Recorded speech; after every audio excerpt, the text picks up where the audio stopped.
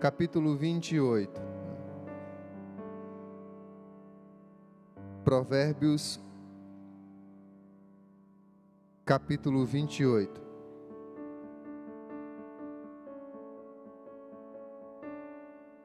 A quem Deus ama mais nesse mundo?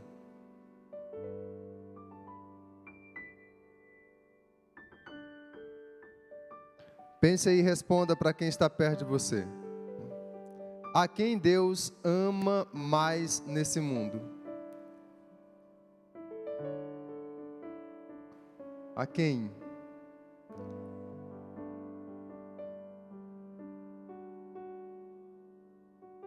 Pastor, Deus ama a mim de uma forma especial nesse mundo.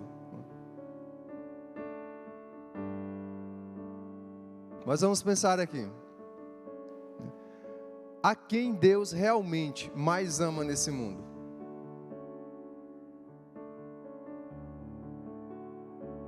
Os animais? Mas são bonitinhos. As aves, né? A onça pintada lá da Amazônia, as lindas florestas, né? As lindas montanhas, os lindos lagos, os rios, os oceanos. A quem Deus mais ama nesse mundo? Você. Você.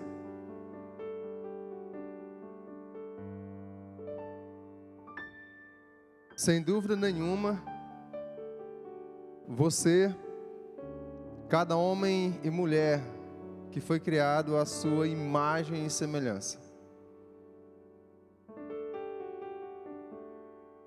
Agora, o que Deus mais odeia nesse mundo? O que Deus mais odeia nesse mundo? O pecado. Certamente, o pecado. Nesses, talvez os 4 últimos domingos, talvez até mais que isso, nós temos falado bastante nas ministrações sobre a realidade do pecado. Porque tanto no Antigo Testamento, na Antiga Aliança, como também na Nova Aliança, o pecado foi sempre colocado como algo terrível, e de fato ele é. Mas infelizmente,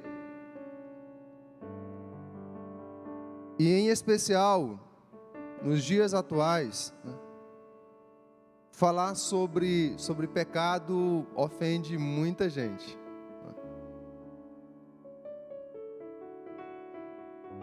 Mas não podemos nos calarmos diante daquilo em que a Bíblia não se cala. E nessa noite, queremos compartilhar, tomando como base o que está escrito em Provérbios 28, versículo 13. Provérbios 28, versículo 13. Pode projetar para nós.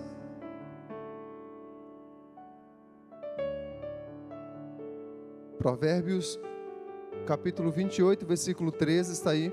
Esse será o texto base para a nossa ministração nessa noite. Eu convido toda a igreja para lermos juntos, em uma só voz. Vamos lá? 1, 2, 3, já. Quem encobre as suas transgressões jamais prosperará, mas o que as confessa e abandona alcançará misericórdia. Então o tema para hoje à noite é os perigos e as consequências dos pecados encobertos. Na primeira pergunta que fizemos sobre a quem Deus mais ama nesse mundo, não existe uma outra resposta que não seja você e eu. Mas na segunda pergunta, o que Ele mais odeia, também não há uma outra resposta mais coerente do que o pecado. E a Bíblia é muito clara em nos revelar que Deus amou a todos os homens e mulheres desse mundo ao enviar o seu único Filho. O texto que todos nós conhecemos, João 3,16, diz que Deus amou o mundo. De que forma? De tal maneira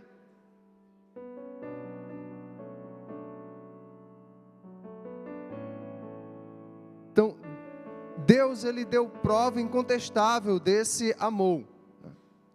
Desse amor. Amor sacrificial, amor abrangente, amor pleno. Ele amou o mundo. E como prova desse amor, entregou o seu único Filho. Essa verdade, ela é nos mostrado também de forma muito evidente na carta de Paulo aos Romanos, capítulo 5, verso 8. Inclusive lá, a expressão é: Deus, ele dá prova do seu amor para conosco, ao ter Cristo morrido na cruz por nós, sendo nós ainda pecadores. Então, a Bíblia mostra com muita clareza esse amor incontestável do Senhor para conosco. Mas a Bíblia também nos mostra com muita clareza que Ele odeia o pecado e não se associa ou recebe em comunhão nenhum pecador que rejeita seu chamado ao arrependimento. O fato desse amor ser incontestável, ser abrangente, o fato desse amor ter sido derramado sobre toda essa humanidade, não anula, não coloca em xeque de forma alguma o fato de que esse Deus que é amor não se associa em nenhuma circunstância. Ele se associa ou recebe em comunhão santa com Ele o pecador que rejeita seu chamado ao arrependimento. E o apóstolo Paulo, ele fala sobre essa verdade na sua carta aos Romanos, capítulo 2, versos 4 ao verso 11. Nós vamos fazer uma leitura rápida para efeito de introdução. Nossos irmãos vão estar projetando. Ou será que você despreza a riqueza da bondade, da tolerância e da paciência de Deus, ignorando que a bondade de Deus é que leva você ao arrependimento? Mas, por ser teimoso e ter um coração impenitente, você acumula contra si mesmo ira para o dia da ira e da revelação do justo juízo de Deus, que retribuirá a cada um segundo as suas obras. A vida eterna aos que, perseverando em fazer o bem, procuram glória, honra e incorruptibilidade, mas ira e indignação para os egoístas que desobedecem à verdade e obedecem à injustiça. Tribulação e angústia virão sobre todo aquele que faz o mal, ao judeu primeiro e também ao grego. Mas haverá glória, honra e paz a todo aquele que pratica o bem, ao judeu primeiro e também ao grego. A igreja pode ler?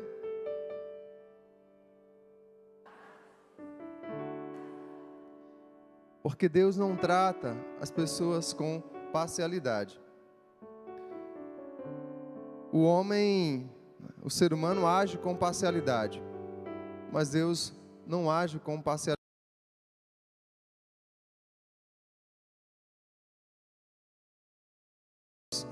Nossos corações. O pecado é certamente a causa e a raiz de todos os males presentes nesse mundo, e creio que você concorda com isto. Creio que você certamente entende essa verdade. O pecado é destrutivo e mortal.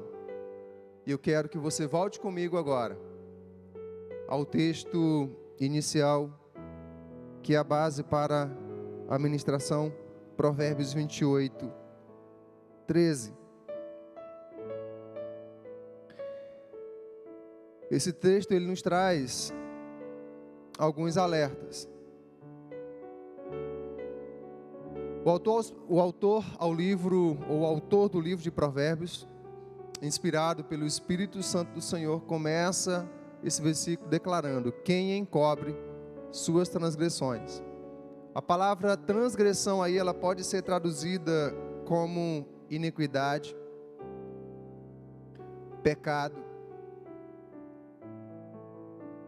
Quem encobre suas iniquidades ou seus pecados jamais prosperará. Diante dessa declaração, nós podemos dizer que, de forma alguma, devemos brincar com algo que custou a morte do nosso Senhor e Salvador. Há muita gente que brinca com o pecado. Pessoas que estão dentro e fora dos templos, que participam de igrejas ou não participam, que brincam com o pecado.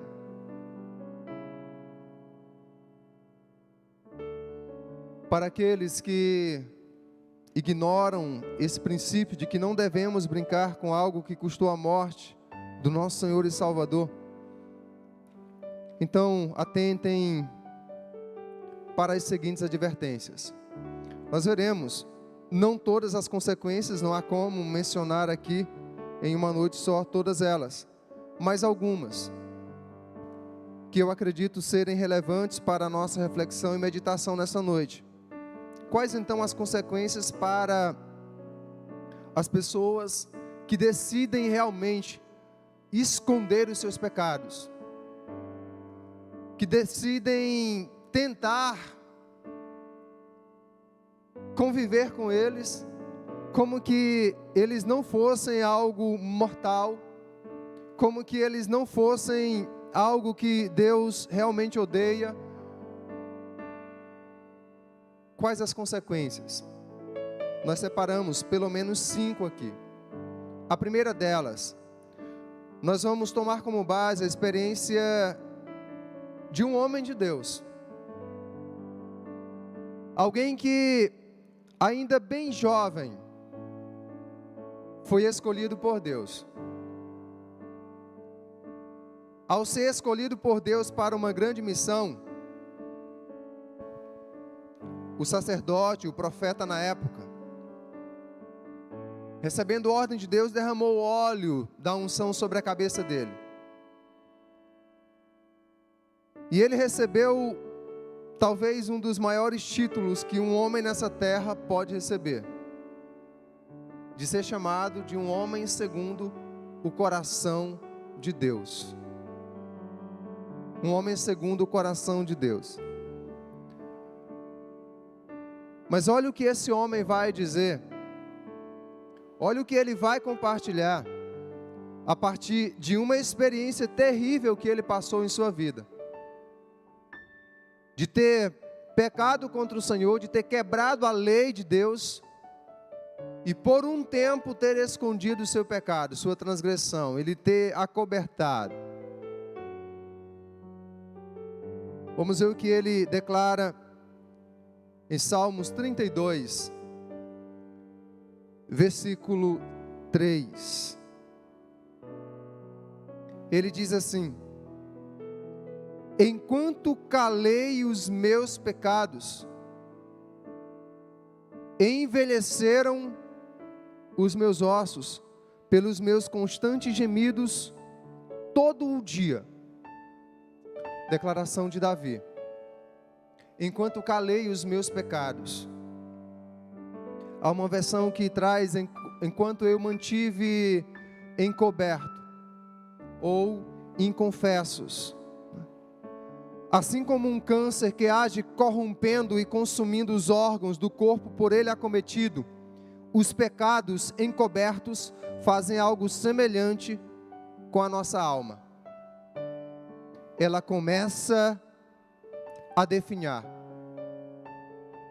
Davi, em meio a muita dor e sofrimento, reconheceu essa situação e fez esta declaração. Na versão da Bíblia Viva, esse mesmo versículo que lemos, o verso 3, está escrito assim: eu tentei por algum tempo esconder os meus pecados, mas fiquei muito fraco, gemendo de dor e aflição o dia inteiro. A primeira consequência para aqueles que tentam esconder os seus pecados é que o pecado, ele consome. Os pecados inconfessos, eles consomem a nossa alma.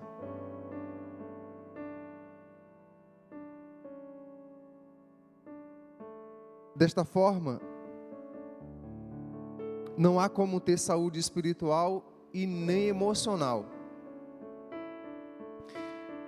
Escutem bem. Eu sei que nem todas as enfermidades psicossomáticas, como depressão, crises de ansiedade e tantos outros problemas ou enfermidades psicológicas, eu sei que nem todos, é porque a pessoa está com algum tipo de pecado encoberto na vida.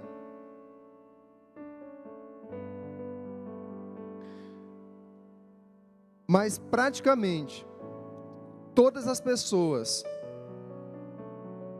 que buscaram ter um relacionamento com Deus, que passaram por alguma experiência de natureza espiritual com o Senhor, que receberam o bom nome de cristão, que passaram a ser chamados de filhos e filhas de Deus, e que tenham deliberadamente tomado a decisão de se entregar novamente ao pecado, e tentam ou estão tentando esconder isso, podem ter certeza, isso resultará em enfermidades na alma.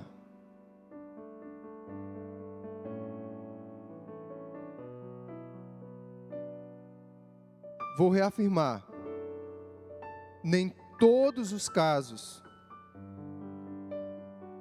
tem a ver com essa situação que eu estou colocando, mas em muitos dos casos, se sentarmos com a pessoa e ela conseguir ser sincera, nós vamos perceber que a raiz está em justamente estar alimentando o pecado no interior de seus corações. Pecados inconfessos ou encobertos consomem nossa alma. A segunda consequência, ainda aprendendo com a experiência de Davi, Salmos 32, e no verso 4,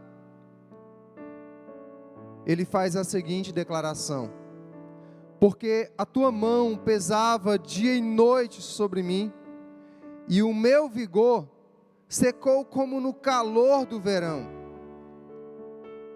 A segunda consequência é que eles trazem o peso da mão de Deus sobre nossas vidas.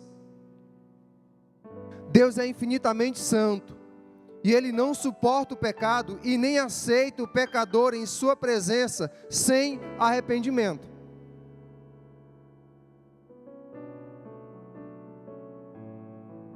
Sem arrependimento, não há aceitação na presença dEle.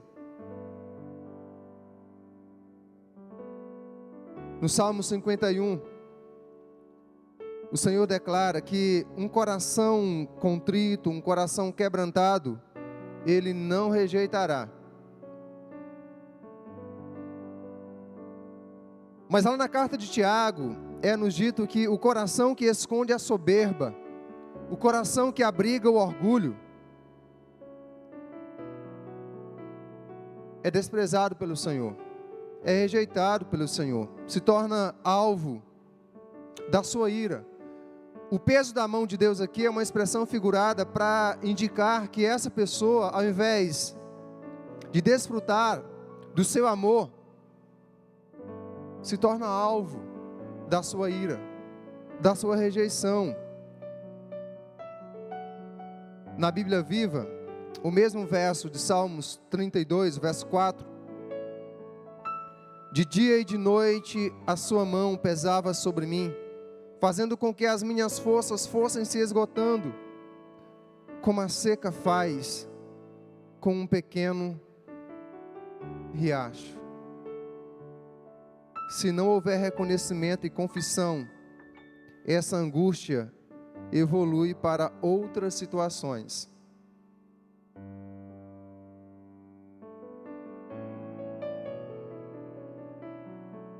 E então veremos a terceira consequência.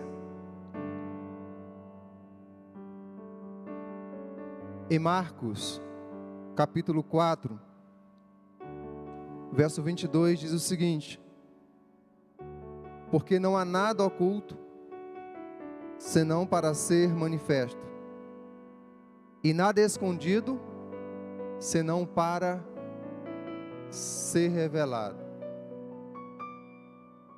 A terceira consequência é que os pecados encobertos, pecados inconfessos, nos expõem à vergonha pública.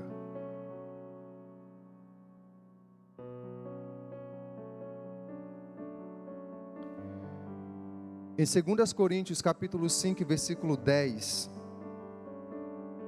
somos advertidos que é necessário que todos compareçamos diante do tribunal de Cristo. 2 Coríntios 5:10, é necessário que todos nós compareçamos diante do tribunal de Cristo, para que cada um receba segundo o bem ou o mal que tiver feito por meio do corpo. O ser humano é livre para escolher como viver a sua vida. Todos nós que estamos aqui, os que acompanham a transmissão, todas as pessoas dessa cidade, desse estado, do nosso país, desse mundo, todos são livres para escolher como viver a vida. Você pode decidir o que fazer e o que não fazer também. Porém, não poderá escolher as consequências de nenhuma decisão errada que venha a tomar. Você pode escolher como viver, pode decidir o que fazer e o que não fazer, mas não pode escolher nenhuma consequência das decisões erradas que você venha a tomar. Deus é o perfeito juiz do universo e jamais fará vista grossa diante dos nossos pecados, ainda que estes sejam secretos. Ainda que estes pecados sejam como o agente 007. Deus jamais fará vista grossa. Quero convidá-lo a ler comigo Hebreus capítulo 4, versículo 13. Hebreus 4, 13. Eu gostaria que a igreja lesse comigo esse texto. Pode colocar para nós? Vamos juntos? E não há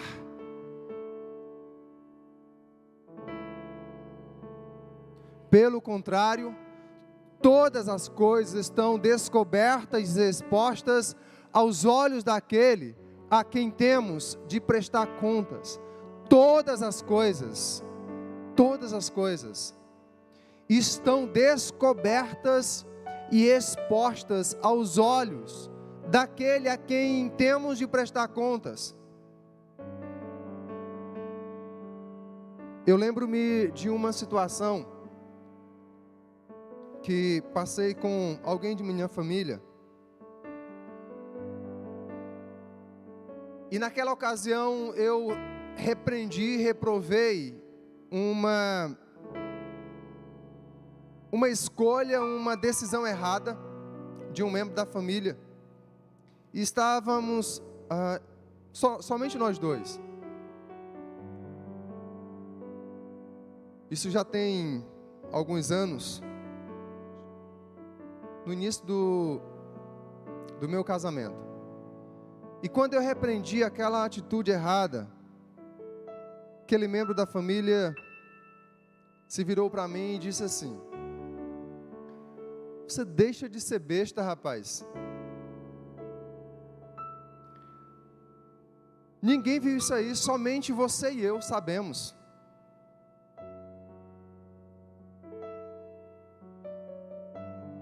E esse é o mal. Esse é o mal. É por isso que a corrupção tem imperado nas cidades, nos estados, na nação. É por isso que está tão difícil encontrarmos pessoas fiéis, íntegras ou inteiras, leais. Porque estão caminhando por cima dessa ponte podre. Ninguém está vendo. Mas quem foi que disse que você e eu vamos prestar conta para pessoas? Que nós iremos prestar contas para homens? Volta novamente o texto para nós de Hebreus 4:13, para ficar fixo em nossa mente e coração. E não há criatura que não seja manifesta na sua presença. Pelo contrário, todas as coisas estão descobertas e expostas aos olhos daquele a quem temos de prestar contas. A questão não é o homem, é Deus. E foi o que eu disse naquela ocasião. A questão não é você, não sou eu, a questão não somos nós, mas é Deus. É Deus. O pastor pode não saber, seu pai pode não saber, sua mãe pode não saber, seu melhor amigo, sua melhor amiga pode nem sequer sonhar com isso que está no seu coração, mas essa não é a questão. A questão é Deus. É Deus. E continuar encobrindo isto vai lhe expor a vergonha. Vergonha diante de Deus, em algum momento. Vergonha diante da família. Vergonha diante da igreja. Vergonha diante da sociedade. Temos mais consequências ainda. Em quarto lugar, os pecados inconfessos impedem a bênção e a comunhão com Deus.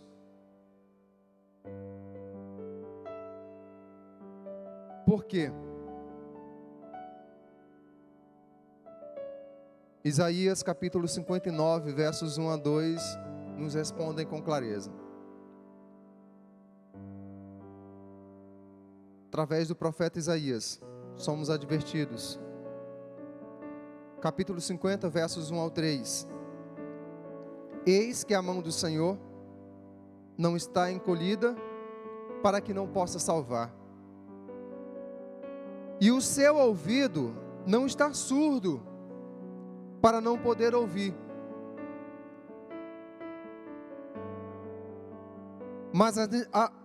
Mas as iniquidades de vocês fazem separação entre vocês e o seu Deus, e os pecados que vocês cometem o levam a esconder o seu rosto de vocês, para não ouvir os seus pecados. No verso 3, porque as mãos de vocês estão manchadas de sangue, e os seus dedos de iniquidade. Os lábios de vocês falam mentiras, e a sua língua profere maldade. Os pecados inconfessos nos colocam na contramão do caminho de Deus e de sua perfeita vontade. Eles nos afastam da sua preciosa comunhão e de suas maravilhosas bênçãos. Nos colocam na contramão da vontade dele.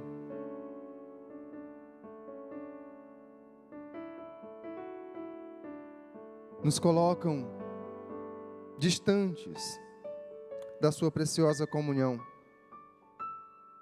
e das suas maravilhosas bênçãos também. O Senhor ainda nos alerta. Salmos 1 e verso 7. Convido você a acompanhar comigo. Olha essa declaração do Senhor. Quem pratica a fraude não habitará no meu santuário. O mentiroso não permanecerá em minha presença. Não permanecerá em minha presença. Quem tem pacto com o pecado, quem esconde seus pecados, não há como permanecer em minha presença.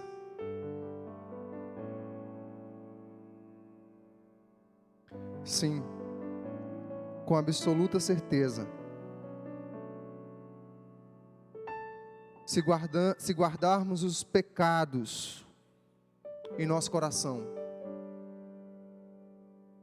se nós tentarmos encobri-los, eles vão consumir nossa alma, vão trazer o peso da mão de Deus sobre nossas vidas, em algum momento vão nos expor à vergonha, vão certamente impedir a bênção e a comunhão com Deus. Em quinto lugar, eles vão gerar o fracasso em todas as áreas da vida. Vão gerar o fracasso em todas as áreas da vida.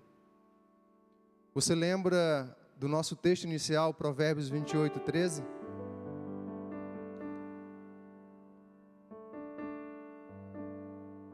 Aqueles que encobrem as suas transgressões ou os seus pecados, jamais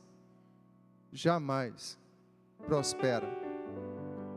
O termo prosperidade aí não se refere necessariamente a dinheiro, riqueza, bens materiais. Prosperidade aí significa vida plena.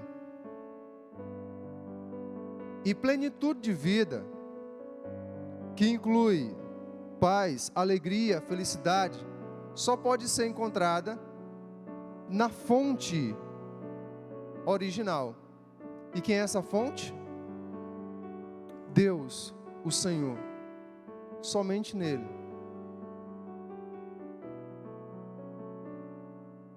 O ímpio pode até se dar bem na vida por um certo tempo, praticando o pecado. Porém, isso jamais ocorrerá com um cristão, com um filho ou uma filha de Deus. Deus não abençoa com prosperidade os seus filhos que estejam vivendo no pecado. Porque Deus não é aquele tipo de pai em que, independentemente do que o filho apronte, independentemente do que o filho faça, o pai está lá todo mês, toda data especial, está lá com um presente. Geralmente dá tudo para o filho ou para a filha, independentemente do estilo de vida, das más decisões, das más escolhas. Deus não age dessa forma.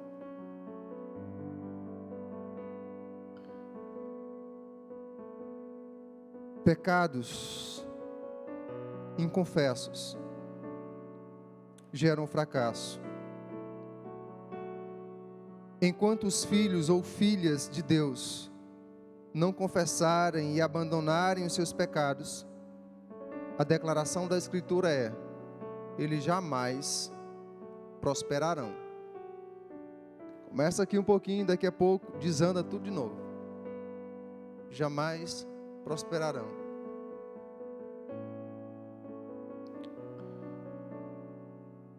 Para concluirmos, o caminho da misericórdia divina, por onde ele passa? O caminho da compaixão do Senhor, por onde ele passa? Ele passa por esses pontos aqui, pelo reconhecimento de pecados, pela confissão e o abandono. Não basta apenas reconhecer e confessar. É preciso abandonar. Eu quero convidar você a ler comigo as palavras finais de Davi no Salmo 32, a partir do versículo 5.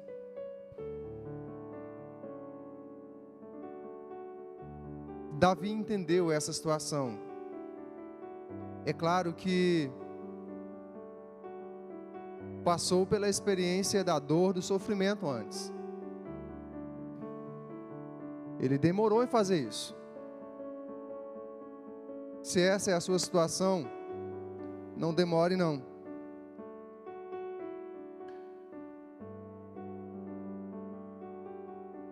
Aqui está, certamente, o segredo ou os princípios para a restauração. Confessei-te o meu pecado e a minha iniquidade não mais ocultei, não mais escondi.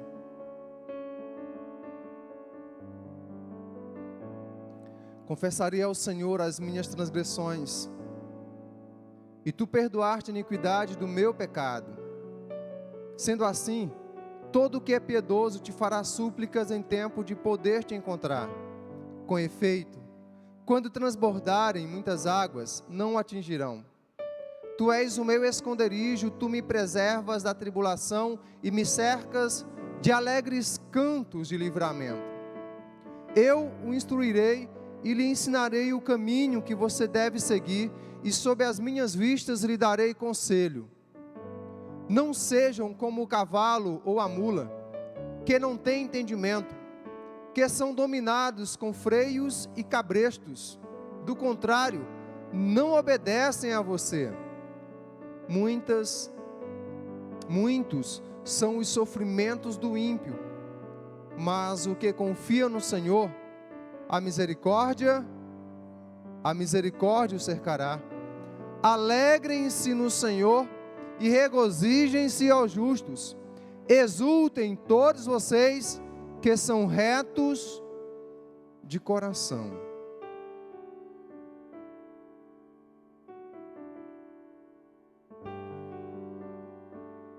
O que o Senhor espera? O reconhecimento, a confissão a Ele e o abandono.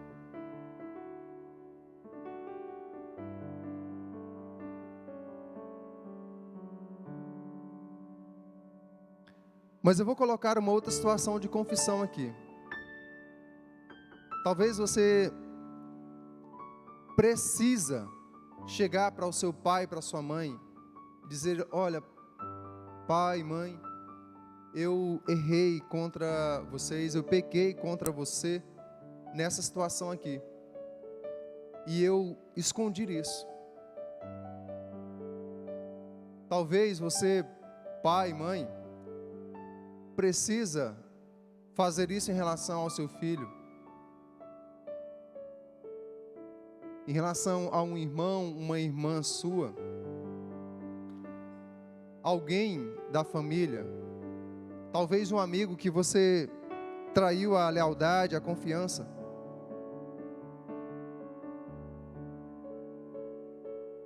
Pastor, mas é difícil.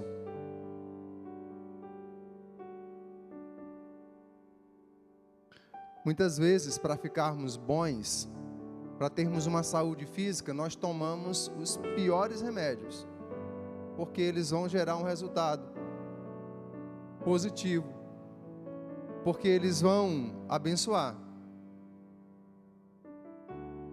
Se queremos desfrutar de uma comunhão com o Senhor, desfrutar de uma comunhão com nossos irmãos, então esse é o caminho.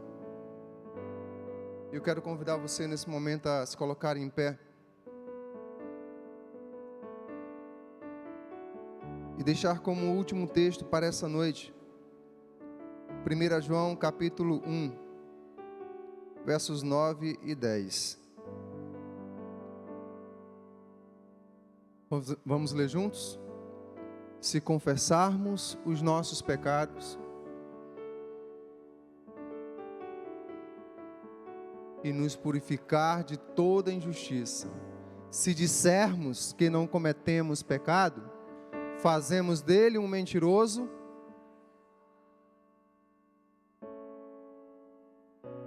A solução não é a negação, não é esconder,